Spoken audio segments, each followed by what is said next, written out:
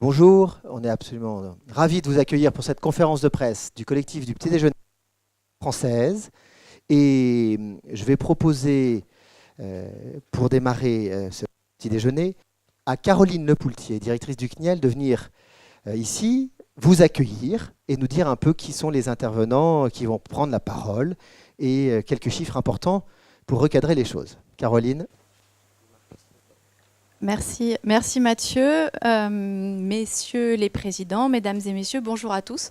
Je suis ravie de vous accueillir à la Maison du Lait pour cette deuxième année consécutive pour cette conférence de presse du collectif du Petit Déjeuner.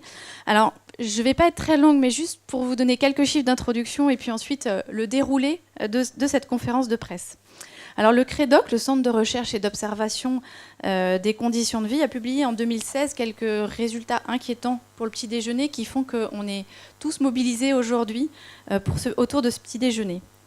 Un enfant sur 5 saute le petit déjeuner par semaine, au moins une fois par semaine, alors que c'était 1 sur 10 en 2000. Donc c'est quand même une baisse importante. Et la composition du petit déjeuner des enfants de 12 à 17 ans a beaucoup évolué au cours des 3 dernières années, date de l'étude précédente. On a déjà moins de petits déjeuners, 39% contre 43% il y a 3 ans. Une diminution des petits déjeuners avec du lait. Je ne pouvais pas ne pas citer le chiffre ici à la Maison du Lait, 61 contre 65% il y a 3 ans.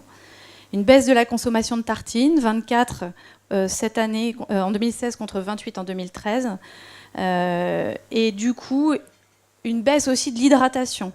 On boit moins de liquide, moins de jus de fruits, moins de lait évidemment au petit déjeuner. Donc c'est des résultats qui sont très inquiétants et qui ont des retombées directes sur les enfants et leur finalement qualité d'attention à l'école et la manière dont ils peuvent suivre les enseignements dans les établissements. Donc manque d'attention, baisse d'énergie au cours de la matinée, l'accroissement du grignotage et du coup forcément des déséquilibres alimentaires qui peuvent en découler. Donc c'est pour essayer de pallier à ce problème qu'un grand nombre d'acteurs se sont mobilisés pour développer des projets de sensibilisation du petit déjeuner et puis en relation avec l'éducation nationale, et de nombreuses actions ont été mises en place notamment dans les collèges, et c'est ce dont on va vous parler ce matin notamment. Alors pour cette rencontre avec la presse, j'ai le plaisir de vous présenter les différents intervenants.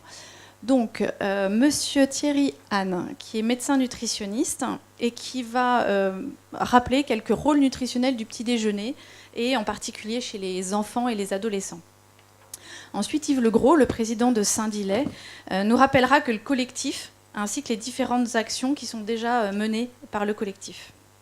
Emmanuel Vasnex, le président d'Uniju, nous présentera la semaine nationale expérimentale du petit déjeuner et les outils qui ont été mis en place autour de cette opération, et notamment la création d'une plateforme web, objectifpetitdéjeuner.fr, et les applications pédagogiques pour les collégiens. Philippe Rochard, qui est responsable au sein de l'interprofession laitière des relations avec l'éducation nationale, nous présentera les dispositifs pédagogiques qui ont été conçus en partenariat avec la DGESCO, la direction au ministère de la Santé, qui s'appelle Mission Sauver le petit déjeuner des collégiens. Vaste ambition. Caroline Prisset du NIJU, qui est là, développera la plateforme web et son contenu. Et puis Dominique Enright, président de la Confédération de la boulangerie, ainsi que Marc Sautel, le président de l'association des intendants, ils remettront les trophées du petit déjeuner, ce pourquoi nous sommes tous réunis. Et enfin, Emmanuel Vasnex conclura cette conférence de presse. Enfin, un dernier petit mot pour remercier tous ceux qui sont intervenus pour vous proposer ce petit déjeuner ce matin, parce qu'on ne pouvait pas ne pas faire cette conférence de presse autour d'un petit déjeuner tous ensemble, qui vous attend, notamment les équipes de l'éducation nationale qui ont mis en œuvre cette prestation, et une mention très particulière, et je les en remercie et je les salue, aux élèves et aux professeurs des lycées hôteliers de Saint-Cloud et de Meudon qui vous proposent ce petit déjeuner ce matin. Merci Caroline.